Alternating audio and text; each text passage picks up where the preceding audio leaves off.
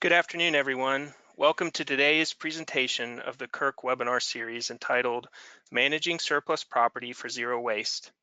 My name is Larry Cook. I'm treasurer for CURC, and I'll be your moderator today. For those of you not familiar with CURC, the College and University Recycling Coalition is a member-based organization that works to grow collegiate recycling and waste reduction efforts by fostering technical information exchange and networking opportunities between the staff and student leaders implementing programs. Today's program is part of our free CURC webinar series, which is designed to highlight innovative campus programs and provide trends and perspectives on a broad range of operational, educational, and other topics related to collegiate recycling and sustainable materials management. Today's program is the fourth webinar in our 2020 series. I want to thank our partner,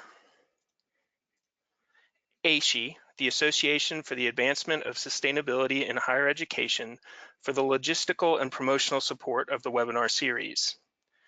We have a few housekeeping notes to go over. If you have problems with your audio or video during the webinar, you can reach a live technician by calling GoToWebinar's customer support line at 800-263-6317. To avoid background noise, we've placed all but our panelists' lines on mute. We encourage you to submit questions at any time, however, by using the dashboard on the right side of your screen. Simply click the plus symbol where it says questions to type us a note. And we will read as many of these as possible out loud at the end of the presentations. Copies of today's presentation slides will be available to download and a recording available to stream within the next day or so from the CURC website, www.curc3r.org. When looking for topics for our 2020 webinar series, CURC found that this topic, managing surplus property, was at the top of our list. That's why today we've gathered for you a great group of experts, new and old to the CURC community, who have experience at campuses all over the country. We'll start with a presentation from Rob Gogan, Recycling and Waste Manager with Harvard University Operations Services.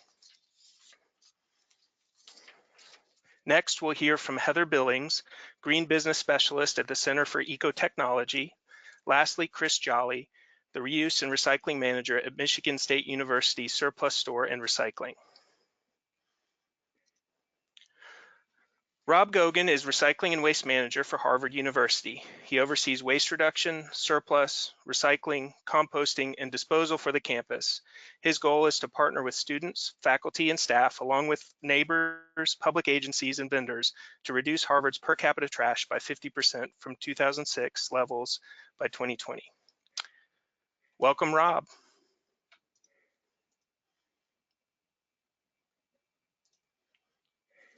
Thank you, Larry. I think I'm unmuted now. My iPad says that I am. I'm glad that I'm going first because I know Heather and Kris have awesome things to say, and the Michigan State Surplus Program I would regard as the best in the country that I know of, and I've been dying to get to Lansing to take a good look at it sometime soon, but haven't made it there yet. So I thought that I would share with the CURC members a few of the things that we've done at Harvard. We have had no formal surplus program. Being a private university, we don't have to comply with the Commonwealth of Massachusetts's requirements that public sector agencies and organizations keep a diligent accounting of all of our property and make it available to other state agencies if it's surplus to us.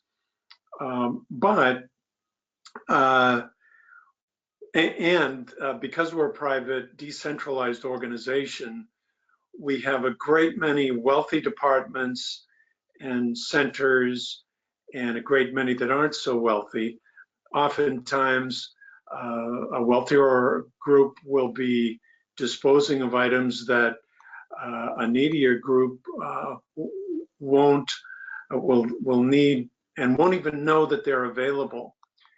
So During a very busy period of our campus's construction, we discovered that there were some large buildings that weren't occupied. And in fact, the Harvard Real Estate Organization was very happy to have us occupy it, at first just for a couple of months, but the first building we went to, we ended up staying 7 years because for one reason or another, it wasn't developed the way they expected it to be. And it's much better to have a building occupied and used than unoccupied. So if we could, Larry, go to the first slide. This was taken in that building.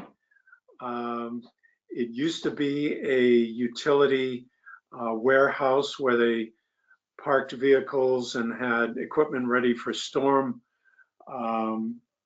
activation to replace telephone poles and cables that were lost in storms. But we moved in and we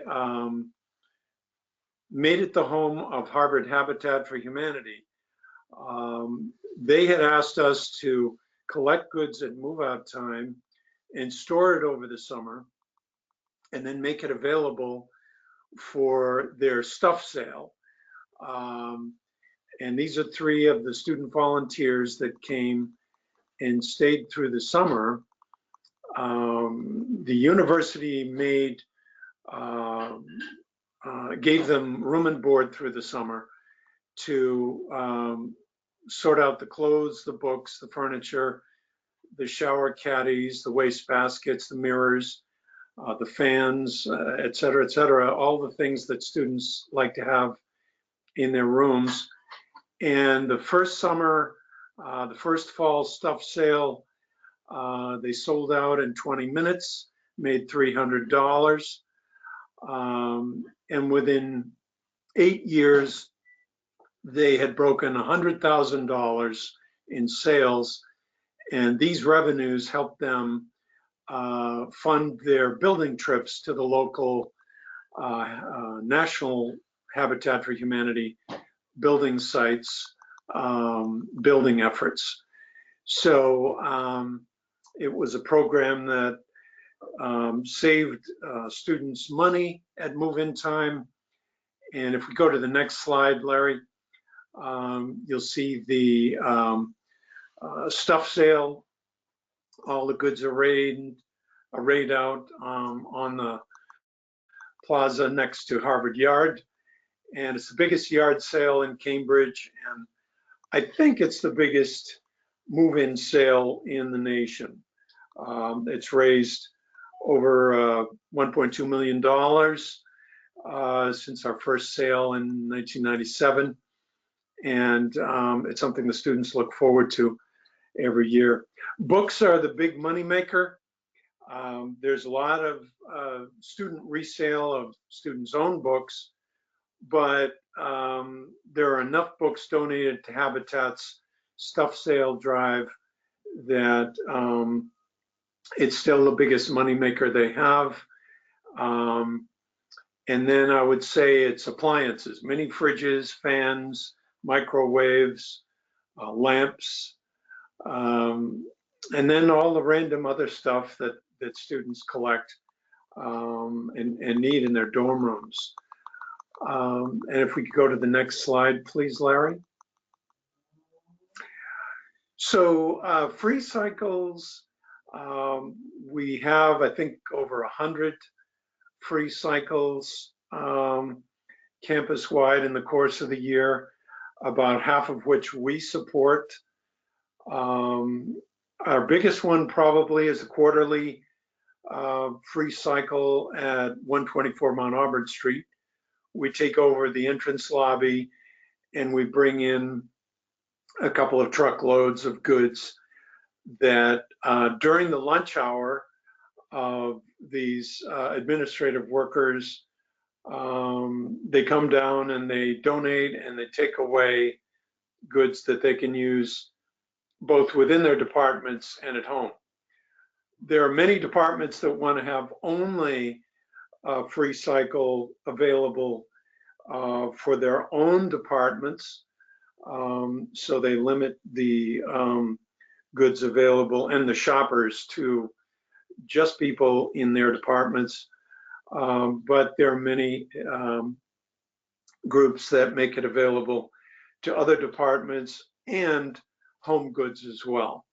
So this is very different from the surplus property store model that I'm sure Kris Jolley will talk about. But it's extremely popular. It builds community. It's lots of fun. I think it's the most fun thing I do in my job. One of the big kicks we get is when we bring goods that Harvard teams, athletics teams, because they've switched sponsoring vendors, they can no longer use the Nike swoosh endorsed uniforms and duffel bags and practice wear. So they have to get rid of it all because now they're using all a competitor's endorsed goods and uniforms. So the staff workers love getting Harvard insignia wear with the Nike swoosh, and this is the only way they can get a hold of it for free. Key infrastructure pieces for these events are folding tables, clothing racks. These are the hotel style rolling racks with hangers so that donors can array their clothing on the clothing racks so they can be seen at eye level and not just piled in a heap on the tables. Also, rolling library book carts are extremely helpful in getting books arrayed and making them more eye level and accessible. Next slide, please, Larry. Often we get surplus goods such as office desks and student desks, which aren't appealing in their existing format. So using volunteer help, we discovered that if we ripped off the standards of drawers and marketed them as bedside dressers or bedside dressers, they were extremely popular and they would get picked up and taken home by grad students who needed to equip their apartments with bedside tables. Of course, in this day and age of COVID-19, I really don't know. We're gonna have, we expect about a quarter of our student occupancy this fall, and there'll be far fewer student apartments because most students will be at home Zooming, but there are some students who have told me too that they're going to need furniture. So it's a big nationwide experiment. What's going to happen with student demand for surplus furniture this fall? Next slide, please, Larry. Twice a week in normal times, pre-COVID, and the before times, as they're calling it in the New York Times now, we gave away goods at our warehouse in Alston. Mondays were reserved for nonprofits and Harvard departments. Thursdays were for anybody. And this was a really good way to market those dressers. If we had not only the dressers that we ripped off from the desks, but maple furniture that was left over, not furniture, but maple slabs that were left over from the offcuts from those desks. We discovered woodworkers, construction workers were really glad to take that home. So pillows, mattress toppers, and lots of things that students didn't necessarily want, Harvard departments didn't want, but shoppers from the outside wanted them. Animal shelters would come in and take the mattress toppers, or campers or people who had outing clubs would take the foam toppers, mattress toppers as sleeping bag and tent bases. So next slide, please, Larry. We have had a huge interest in immigrants from overseas countries which need goods from our country. They will pool together and rent overseas shipping containers and send nestable, stackable goods. And I would say stacking chairs are the all-time #1 favorite. I could fill any number of shipping containers, or I should say, any amount of stacking chairs. I can get immigrants to to the Boston area to come in and pick up these for shipment to their native countries. Haiti is the #1 country. West Africa, East Africa, Syria. I'm sending 100 mattresses to Syrian refugee sites this weekend as the Harvard student mattresses are replaced. The Syrians want the old ones. I've sent Harvard mattresses to Uganda, Haiti, Dominican Republic, Nigeria, Ghana,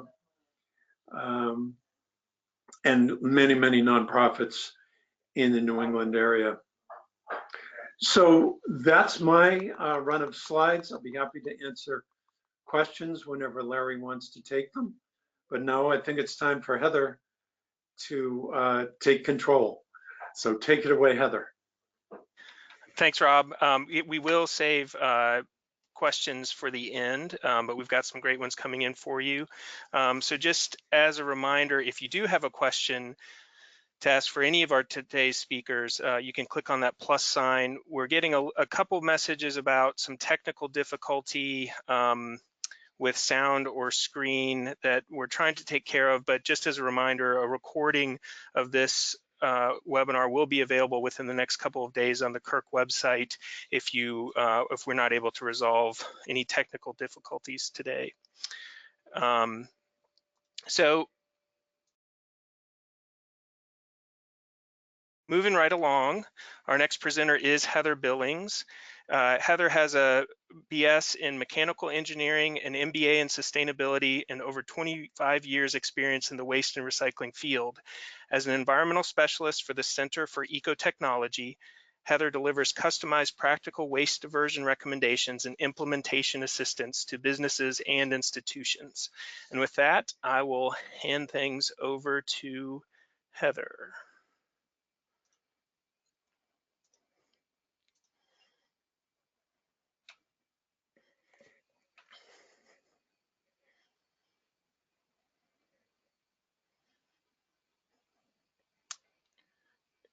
And Heather, you're still muted if you didn't notice that. I did. Okay, screen and sound. Are we all set? Sounds good. Good, thank you. Thanks very much for inviting me to present today. I would like to briefly introduce the Recycling Works program, which will give some context for the resources to be shared today.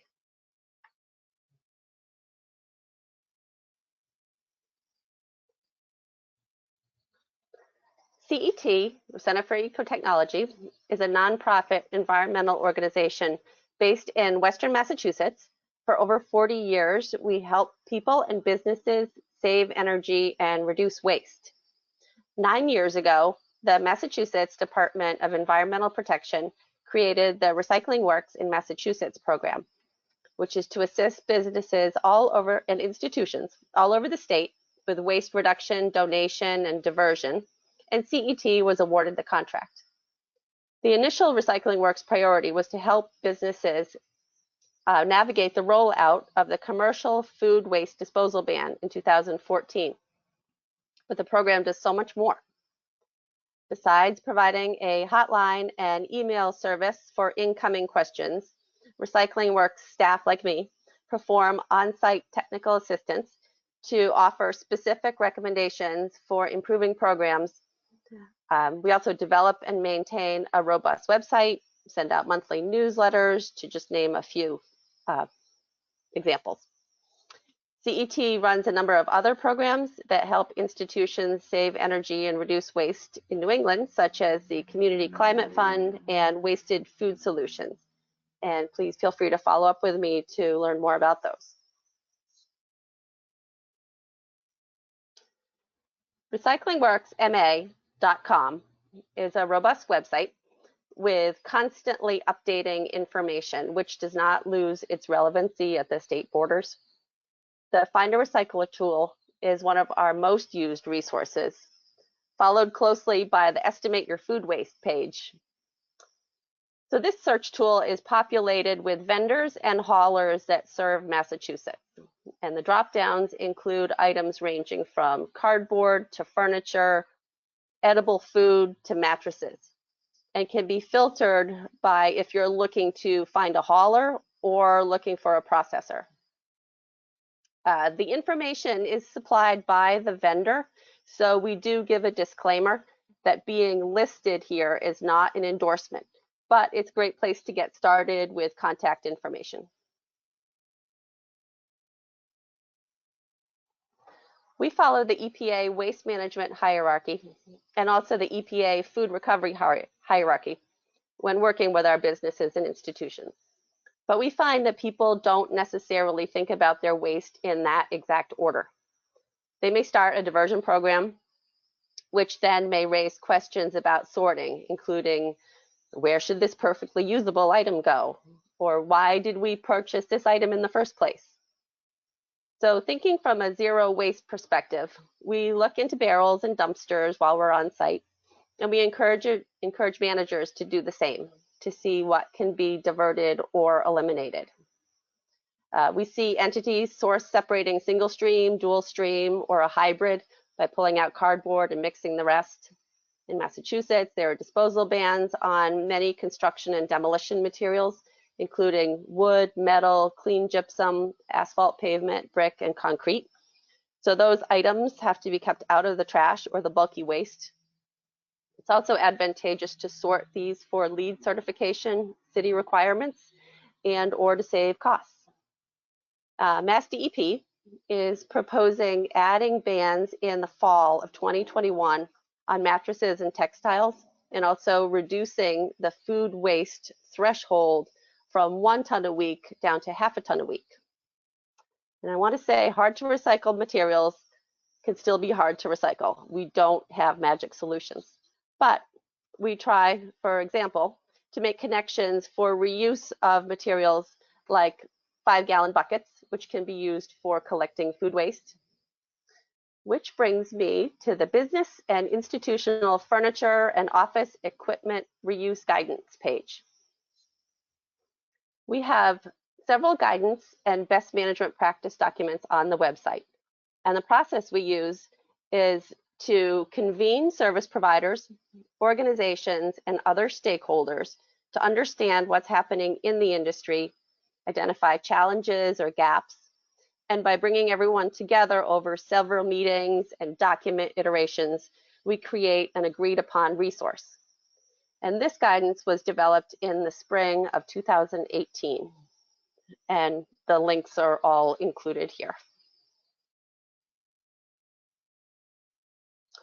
Developing a reuse plan is just the way to get started. For smaller projects, start thinking about what will happen to your unwanted items as soon as you decide to order replacement furniture or equipment. For larger renovations and construction projects, furniture reuse and its implications should be part of the initial conversation with designers, architects, contractors, and other partners when discussing timeline and budget. Establish that budget early, recognizing that there are costs associated with movement, storage, and transportation of materials. regardless of whether they are being reused, recycled, or disposed of in the trash. Compared to the cost of disposal, outlets that facilitate reuse often help businesses and institutions save money. And Recycling Works has a downloadable Excel spreadsheet template for taking inventory of items. So learn what items can be accepted by the various reuse outlets. It will likely be a combination depending on this itinerary. What are the specific items? What's the quantity? What's the quality? And what's your timeline? And then what's the capacity for everyone involved? Upholstered furniture can be a difficult to move item. I also want to say, look around past your furniture, as light fixtures, doors, windows, and built-ins can be an unexpected extra when they're identified and deconstructed for reuse.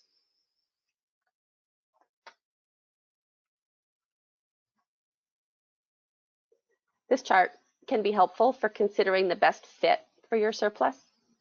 The reuse organizations will triage what they can over the phone. So pictures or video are very helpful. These organizations are not disposal outlets, so they're very careful about what they will accept because it has to fit with what their customers are looking for. We've seen that a reuse organization with multiple locations can have customers with different needs and wants. So making extra phone calls in one situation resulted in eventual success. Organizations may have relationships with each other, so they can accept more material and redistribute it to other organizations that are more suited, or they may just make a referral to another one.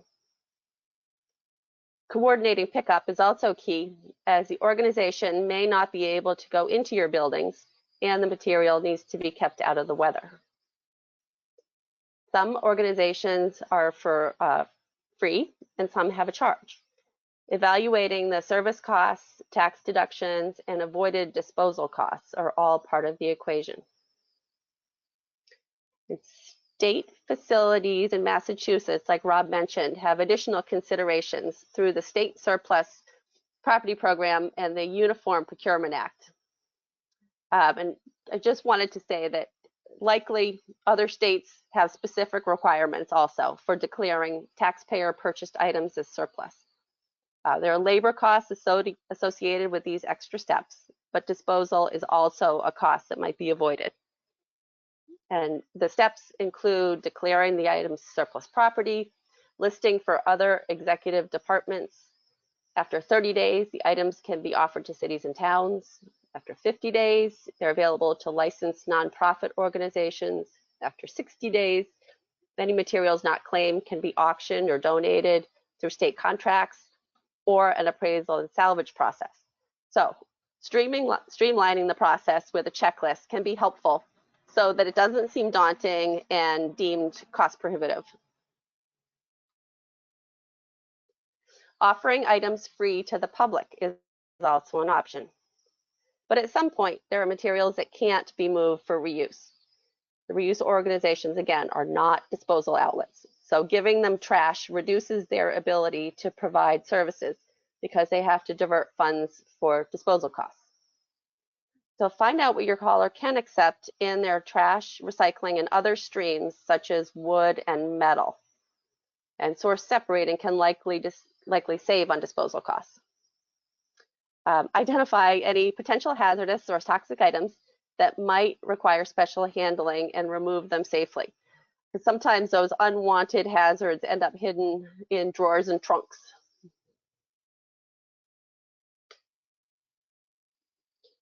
Just like closing the loop applied to buying recycled content products, purchasing reused items can reduce costs and support reuse organizations as they continue to provide services. An ideal manufacturer would repair, update, and take back equipment as necessary, perhaps part of a lease. I want to give a plug for Mass DEP. They've convened a reduce, reuse, so R&R, working group as part of the 2020 to 2030 Solid Waste Master Plan process. And this working group is open to anyone interested in providing input on source reduction, reuse, and repair strategy in Massachusetts, and keeping informed of new policy and program developments. And next week, on August 26th, there'll be a repair panel discussion, because keeping more material out of the waste stream is a priority. And now I'd like to share a story of the ELIAS Brookings School project. This was not my direct example, but it's a great story. There was a tornado in 2011 that damaged certain Springfield neighborhoods around 4 p.m., which disrupted homes and businesses and schools. My colleague Abby described her walkthrough as eerie because the building was just abandoned. It was frozen in time with pencils still on the desks. Because it was a city building, there was a temporary roof covering applied which preserved the contents and prevented mold and decay. The building was sold to a developer who plans to turn it into affordable apartments. And he called Recycling Works for assistance in finding outlets for a large variety of contents, about a year and a half before his anticipated project start date. A key to success here is that the property manager decided to donate as much as possible as part of his business plan, even before hiring the general contractor. Done in reverse, a general contractor could have resisted the extra time and effort needed to locate outlets, even though the diversion would be avoided disposal, a tax donation, and a great story. All the cafeteria tables found homes. The large volume was more than either of the local donation organizations could handle, but also less than a national organization was looking for. So far, 5 tons of furniture and fixtures have been diverted so far, roughly equivalent to 5 open-top 20-yard dumpsters. They have an open house scheduled for this fall, so teachers and local community members can come in and take what they would like, including books and art supplies. This reinforces that knowing the reuse community can streamline the movement of materials. On the left is one of 4 to 5 cool storage units that the developer sold to a salvage place to refinish and sell. And the grotesque on the right, as well as stone sinks and 1919 antique faucets, are going to be incorporated into the new use of the building, adding fun and character. So I want to say that donating items and purchasing reused items supports communities in at least these 4 ways. Provides reduced costs for lower income homeowner projects, keeps materials out of the landfill, provides an alternate to purchasing and therefore production of new products, and supports the mission of nonprofit organizations. And with that, here's my contact information, as well as the hotline number, email, and website for Recycling Works. And I'd be happy to navigate the website with any of you and answer any questions. Thank you so much, Heather. That's some great information. As I said, we're going to hold our questions till the end to make sure that we can get through all 3 of our presentations, but please take advantage of the accessibility of all our panelists and their willingness to help you with specific questions, especially if yours are not, if we don't have time to answer it on the presentation.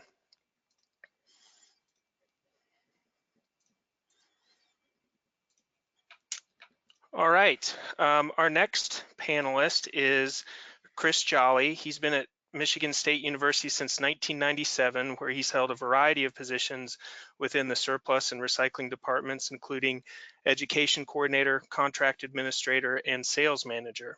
He currently manages the award-winning MSU Surplus Store and Recycling Center, whose mission is to manage waste as a resource through an integrated system of reuse, recycling, collaboration, and education. I'm going to give you control, Kris, and take it away.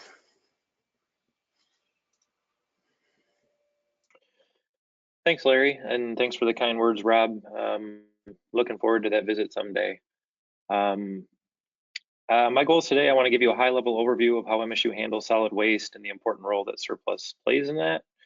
I'm going to talk a lot about the economic side of our business, as I think it's really important to understand the value of surplus property and how that revenue can be used to meet recycling and other diversion goals. I'll tell you right now, I always get two questions when I give presentations to other college and university programs. What's your budget and how much staff do you have? I'll tell you right now, if I told you that and you went to your administrators and asked, they'd probably laugh you out of the room. I'll address that as we go. But the takeaway I want you to have is everything that you're seeing from us and what we're doing is scalable. I think it's important to remember that we started in a shared 9,000 square foot building that was unheated for the most part, did not have running water or bathrooms, which was really cold in Michigan.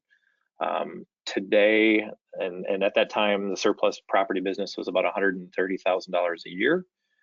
Today, we're pushing $3.5 million a year. So it's been a labor of love over the last 23 years. It's grown a lot, but we definitely did not have the budget or staff that we have now when we started. So I'm a firm believer that even one person in a laptop can make a big difference in diverting surplus property on a college campus. So again, just remember that everything's scalable. You might not be able to do everything we're doing. Even Heather did a nice job of pointing out some of the regulatory challenges in different states. There are things that we do that you just can't do in your state. So, but there are some solutions that you can adapt. So our program is comprehensive. We manage all solid waste for Michigan State University, surplus, recycling, trash, collection of it all. We manage pretty much everything except for hazardous waste on our campus, and then some construction waste. We have a weird system where we have to sell our services to the contractor, not the university, but we do some construction and demolition waste management. And hang on, my slides weren't advancing. So as I mentioned, we collect everything. We have our own fleet. We have our own collection staff. We collect about 30 million pounds of materials a year from waste, recycling, surplus, compostables. Our store generates about $3 to $3.5 million a year annually. We actually use our store in research and education as well to support student and other faculty and student-led retail projects. Recycling processing, we have our own mini MRF. We process about 9 million pounds of material a year, and we manage multiple drop-off centers on campus, including one at our facility and then in the apartments. We've been working through the organic waste challenge that I know many schools are as well. We've tried lots of different things. We're progressing. We're putting a vermicompost operation behind our building as we speak. Luckily, that was funded pre-COVID. Pretty excited to get that going. We do a lot with education and partnering with faculty and staff. We have a huge student employment, a bunch of students who work for us, and I'm a firm believer that students integrated throughout our program is incredibly important. We also support regional and statewide recycling efforts through various board positions and other activities. And finally, we're also responsible for trash disposal. Like Heather pointed out, we also follow a waste hierarchy, a little different chart than what she had. We really don't have a whole lot of impact on avoidance or prevention other than to getting people to buy used. We really start with the bottom part of that at reuse, and we're a reuse first operation. That's what we were built on. Without reuse, we wouldn't have this recycling facility. If you look at our building, this is our facility. It was built in 2009. It was funded in large part because of the success of surplus, and that building is about a $20 million bond payment. So the deal in building the building, we are required to pay back roughly $1 million a year over 20 years of the life of the building. We're in year 11 and we've made every payment to date. The important note of that is we merged recycling, waste, and surplus into one budget. We received the general fund for trash and recycling. We're not getting any additional funds, but we were allowed to keep that money. So any cost savings we get from landfill diversion, revenue from surplus, revenue from recycling, that's all used to fund our facility payback and debt service. Once the building is paid off in 9 more years, we anticipate the general fund that we receive will be cut at least in half, if not more. So that is very exciting. Quick overview of what the building looks like. It's 72,000 square feet, which is a big step forward from our old 9,000 square foot warehouse. Our sales floor is about 10,000 square feet. That's a store that's open to the public 5 days a week. We sell about 40,000 items per week through our store. Connected to that room, that is our high bay storage, which we also call our sales floor annex. We get enough stuff in that we can fill up, not that entire space, it's roughly probably a third of that space with sale items usually. There's also high bay storage where we store until we get a truckload of, say, e-waste or a truckload of books that we're going to ship to Better World Books or other outlets. We also use it for our event space. We're very event driven. That's how we draw customers to our store and get them to be lifelong customers. Hopefully, the picture that you see here is from a teacher appreciation event that we did. We've done a few of those where we save office supplies and different things throughout the year, and we give them away to teachers who want to come in and pick stuff up. It's, you know, we had a challenge last time. I think the fire marshal, we're probably glad he didn't show up. So now we're working on how to do all that virtually in these challenging times. Our back areas where we do our IT processing, we're responsible for end of life of all IT equipment on campus. All data security runs through our department. It's kind of a weird thing to have your surplus department be in charge of. We're the last line of defense for all data on campus. That includes phones, iPads, card readers on treadmills, you name it. It's getting to be more and more of a challenge as we become more connected. There's data on everything. I won't be surprised if chairs start collecting biometric data at some point. We're going to have to clear data off of those as well. That space is also our online stock. We have a large amount of items listed online, 10 to 20,000 normally, and then some office space where our listers sit to list items online. And then our material recovery facility is about 20,000 square feet, about 9 million pounds of material a year. We have some small municipal partnerships that we take in material from our local city, East Lansing. Most of that material, though, is collected on campus and then through our public drop-off center. The drop-off center is mainly for students, faculty, and staff, but we allow the community at large to use it as well. And then finally, our education center. We do a lot with classes and teaching. I think Katie's on our webinar. She's our education coordinator. The picture you see is of a waste sort we do. We typically bring in a half dozen or so classes every semester, take them out onto our MRF, sort through trash, basically divide everything out into what can be diverted, and then go back and have a classroom session to talk about the value of those materials, the diversion, or teach about diversion rates and recycling rates and all of that. We also do lots of trainings on campus, like our housing folks all come through here for a tour and training every new employee once a quarter within our facilities group as well. So that's what our classroom space is used for. Where do items come from? We get all sorts of different sources. We collect everything on campus, so anything owned by the university should be going through us or at least be released from us. You see a gentleman carrying chairs there. I can give you one anecdotal story about what we do with chairs. A lot of the more nicer Herman Miller style office chairs, we actually pay to have refurbished, and it's anywhere between $50 and $100 a chair, depending on the parts. And right now we put them on our website for $400, and we have a hard time keeping them in stock. So we also promote reuse and refurbishment where possible. I think that's incredibly important as well for a reuse operation. Since we also run all trash on campus, we'll have departments or contractors who order roll-offs for waste, and we scan all those and check them to see if the material in there can be diverted. If it can be, we'll dump it on the ground and sort it. One of the nice budget pieces to that is we still charge them for trash, and so we have that cost avoidance and we get to recover all the materials. We do reach out to them ahead of time and try to make sure that they're not using it for reusable material, but a lot of folks just won't listen, or other people end up using the dumpster.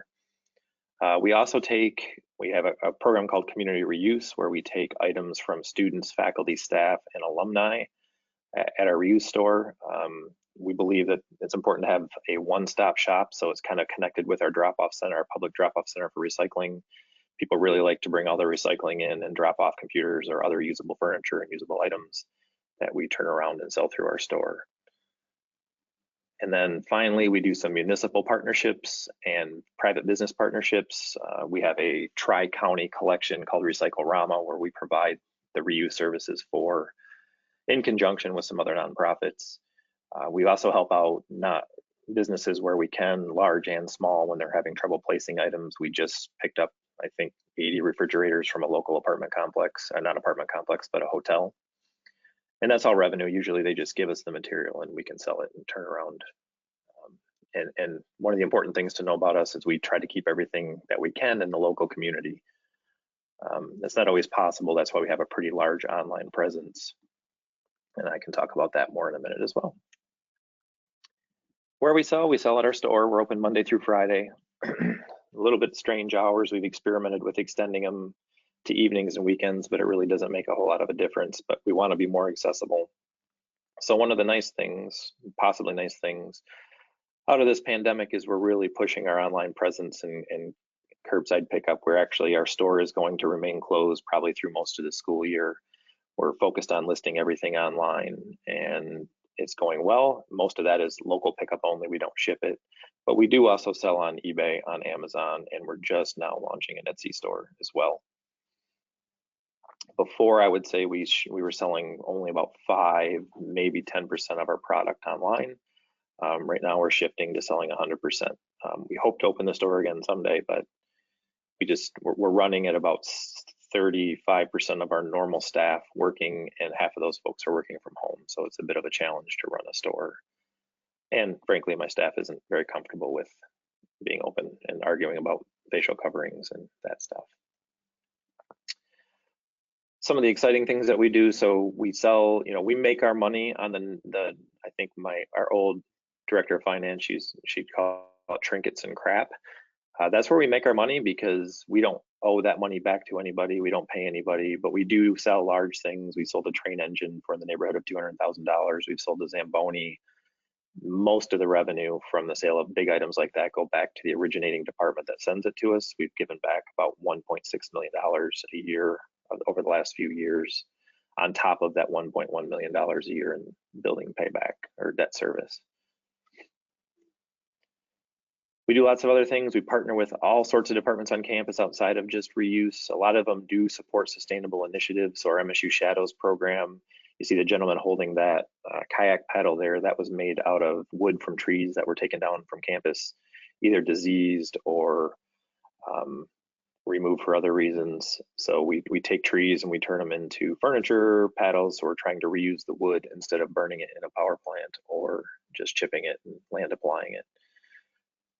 MSU Department of Forestry, they're a partner on that as well. They also send us honey. So I'm a big proponent of, when it comes to a store and getting people to buy our trinkets and crap, the more items that we have available to folks, the better chance that they're going to come through and buy something else. So having this paddle and being a partner for MSU Shadows, I'm hoping somebody's going to come through and buy that chair that we have, or that microwave or something else. And it works for us having a large variety.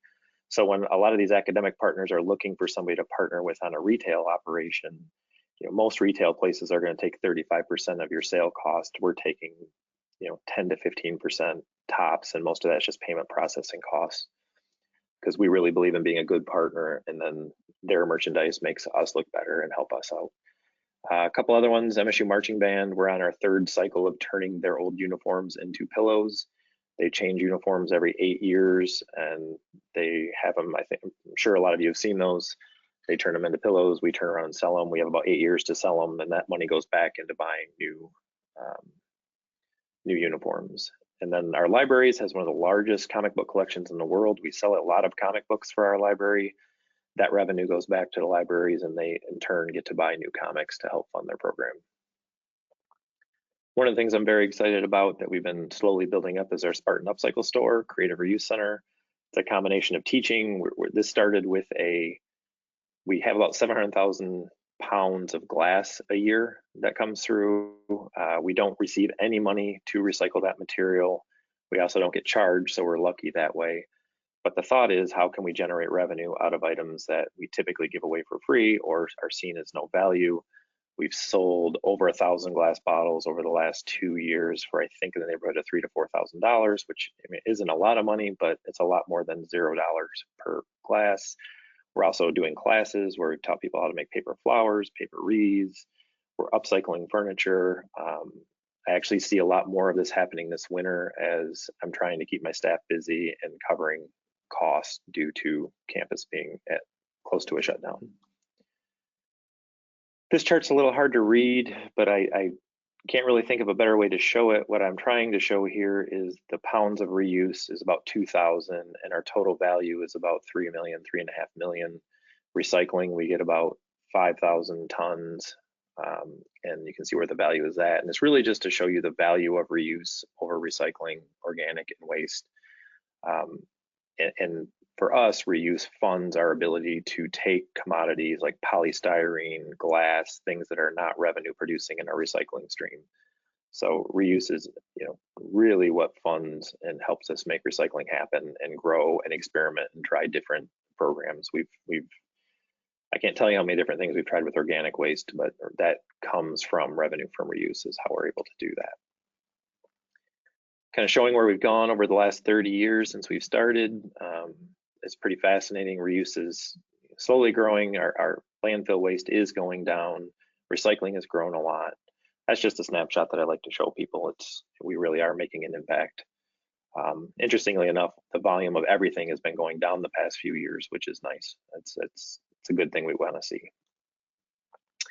And the impact on landfill costs. Back in 1986, we paid $425,000 a year for landfill. We're paying less than $200,000 a year now, and we've gotten about 40% increase in landfill tipping fees over that period of time. So removing surplus from your waste stream also makes your waste more compactable and cheaper to dispose of.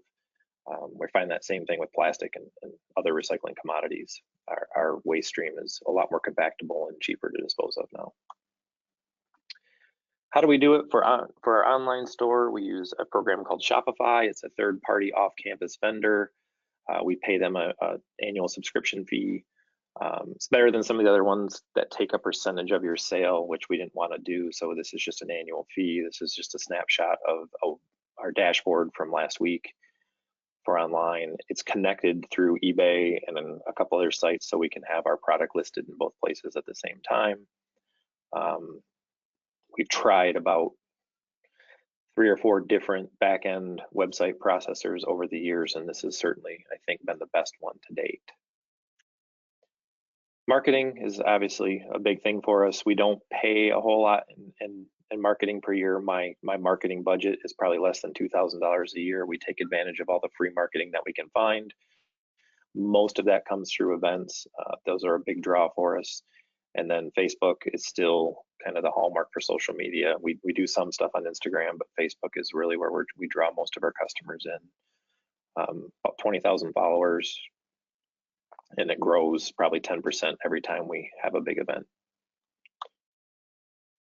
So I talked about Instagram a little bit. We also use Pinterest, not as well as we could have. All of this stuff takes a lot of time to manage. I could probably market on Facebook 24 hours a day, 7 days a week. So it's really about finding the right balance.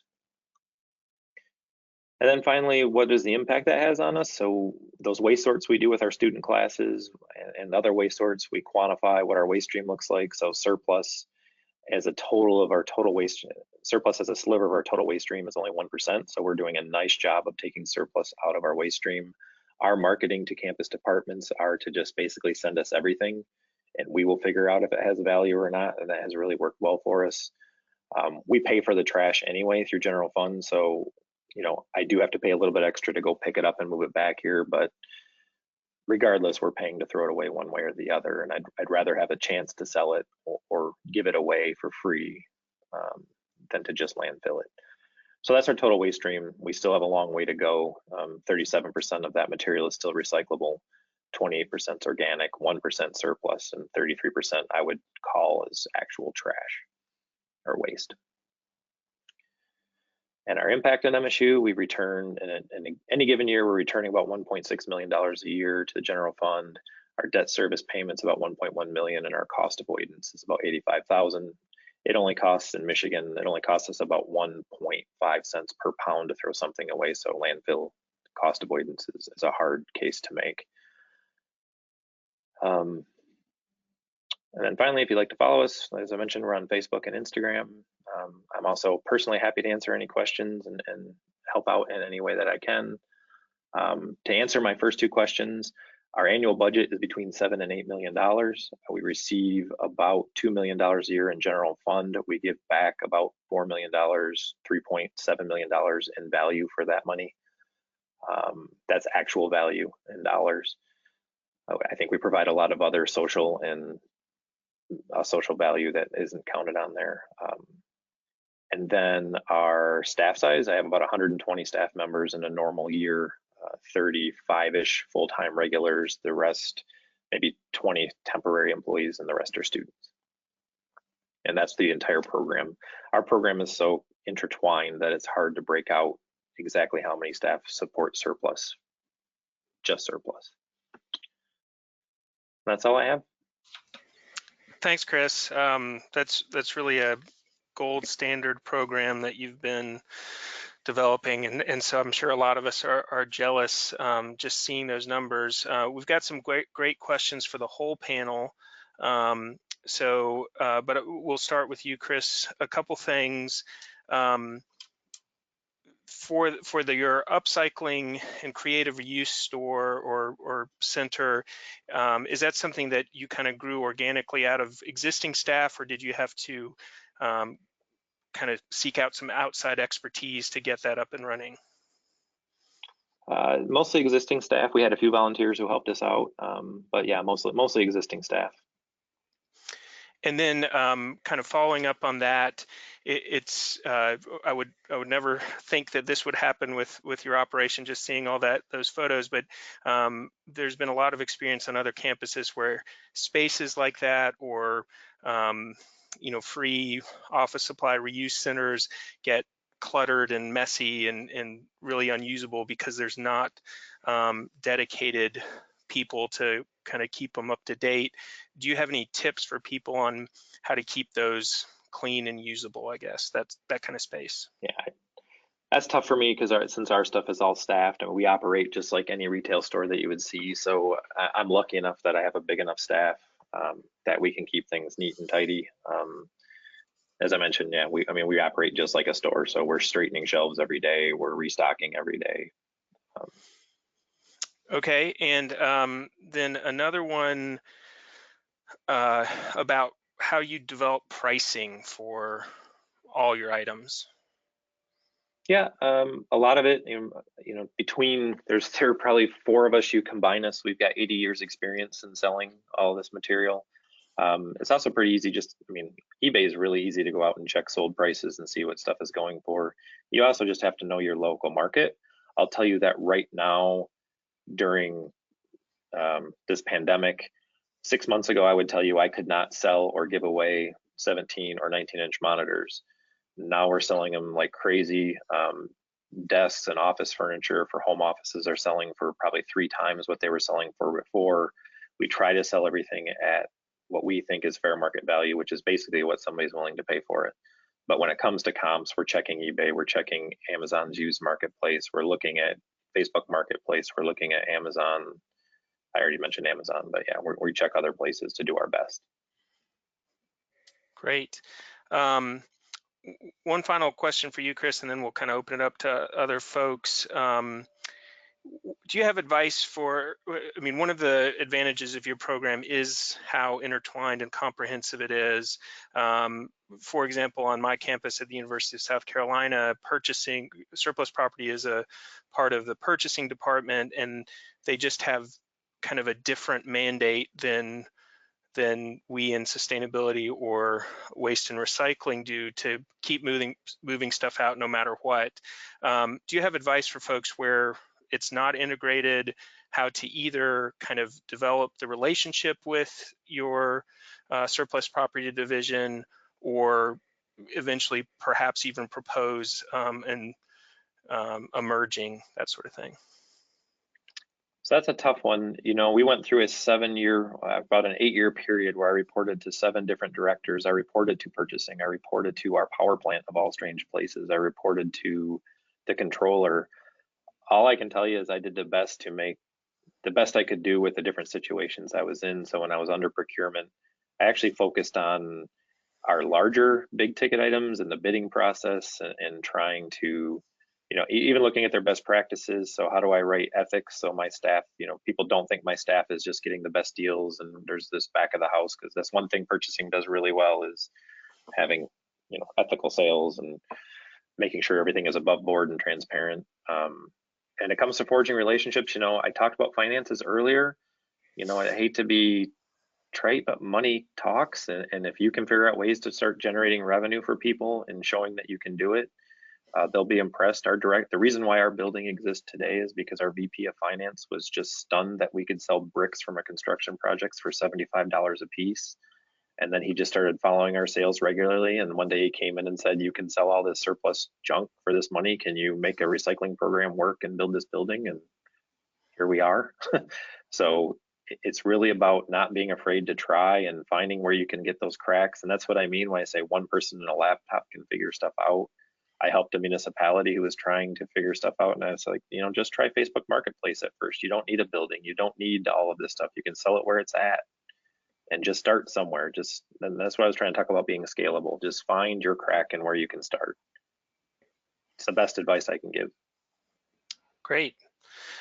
We are approaching the official end time of our webinar, but to get a couple more questions in, I hope some people can hang on.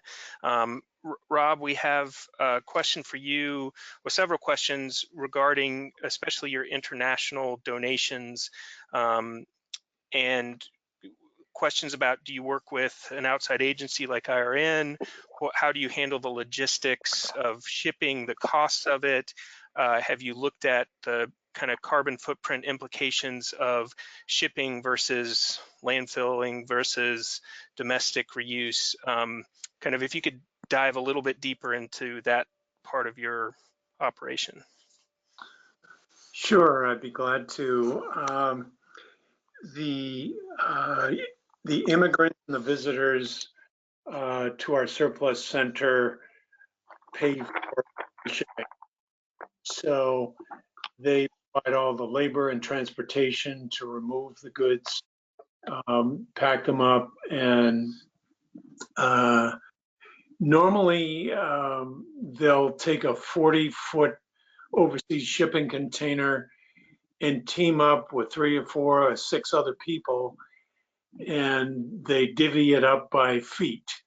You'll get the first 10 feet, I'll take the next 4 feet, and that's 4 feet floor to ceiling, walls to wall. So when these things leave Boston, or most goods are shipped out of the Port of New Jersey, actually from the Boston area, they get them down to, they rent the container, drop it on the ground in Boston at these sites that the shoppers work with, and pack them up. From a carbon footprint perspective, or greenhouse gas perspective, the thing that gives us most trouble is when we sell cooling appliances. When we ship 80 below freezers or mini fridges and air conditioners, et cetera, that kind of thing, we are very concerned about the refrigerant gases. In the book, I'm drawing a blank on it right now, but 80 opportunities we have to reduce our carbon footprint, greenhouse gas generation. The number one way number one opportunity we have is in managing refrigerants better. And when we send air conditioners to Nigeria, I really worry about, okay, they'll use the air conditioners to cool off, but at the end of the useful life, are they going to be as observant to the Montreal Protocol? I know they're going to recycle the copper and the lead and the steel in those ACs. Are they going to recycle the Freon and R600 and other refrigerants? I don't know. We've tried to stir the interest of engineering students in this problem and even NGOs to try to get these vampire machines that can bottle and recompress refrigerants in third world countries for reuse there as refrigerants. But so far, no success with that. Okay, well that's very helpful. Also, Rob, we had a lot of questions about what metrics you track, especially when it comes to free cycling, but in any of this kind of beneficial reuse type diversion, how are you tracking? Are you estimating weights, measuring actual weights, that sort of thing? Well, the IRN actually has some good algorithms, and we were members of the IRN and co-founder, not founders really, but we were among the first members of the IRN, which is a great organization. If we didn't have a warehouse, we'd still be extremely active users, and we still use them now and then actually. But the IRN has algorithms for what does an office desk weigh, what does an upholstered chair weigh, et cetera. And in the first few years of our operation, we did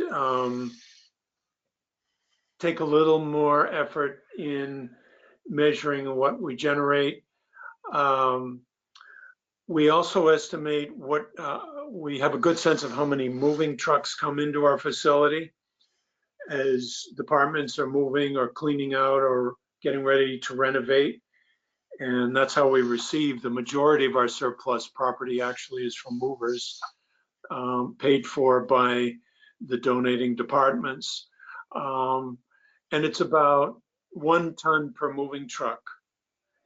So when we know that at student move out, we get about 200 truckloads of goods. It's about 200 tons.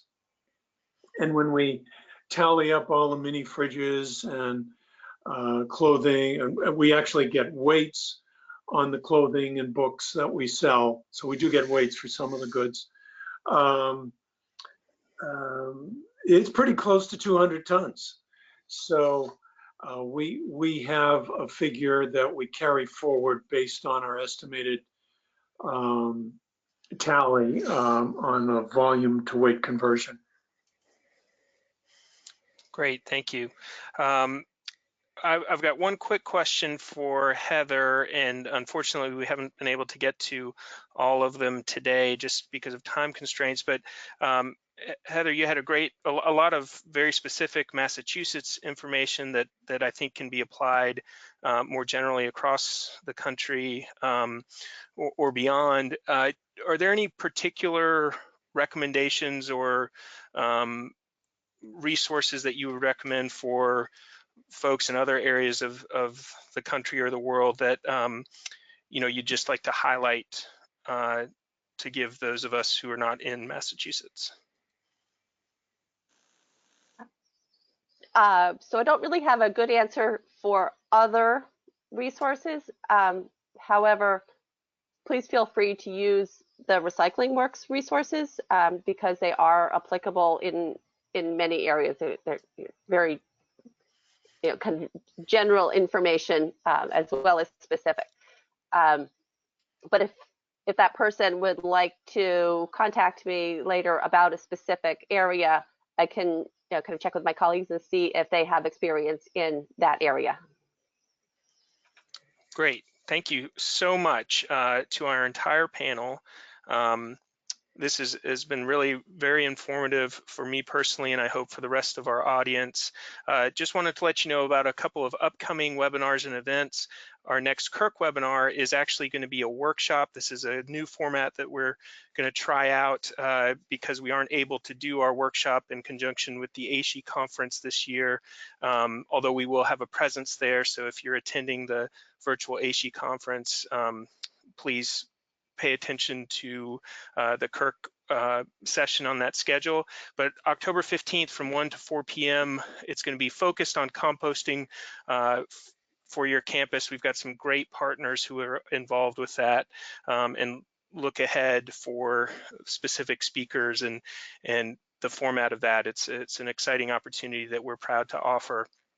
You can visit our website, www.curc3r.org, for all our past webinar recordings, including this one, which will be there in the next couple days. And then, of course, like I mentioned, we are doing a CURC virtual session at the AASHE 2020 virtual conference. Basically, what we're going to be reporting on, and we've been kind of trying to track through survey questions how people are coping with changes due to the COVID-19 pandemic. So that'll be October 20th through 22nd, the AASHE conference, and on demand. And more information can be found on our website for that as well. Following this webinar, you should receive a prompt to complete a quick survey. We encourage you to take a minute to give us feedback on today's program. Again, we want to thank AASHE for their support of the 2020 webinar series. And one last time, join me in thanking Rob, Heather, and Kris for their presentations today. Look for those presentations and a recording of this program on the CURC website within the next day or so. Hope you all have a great afternoon.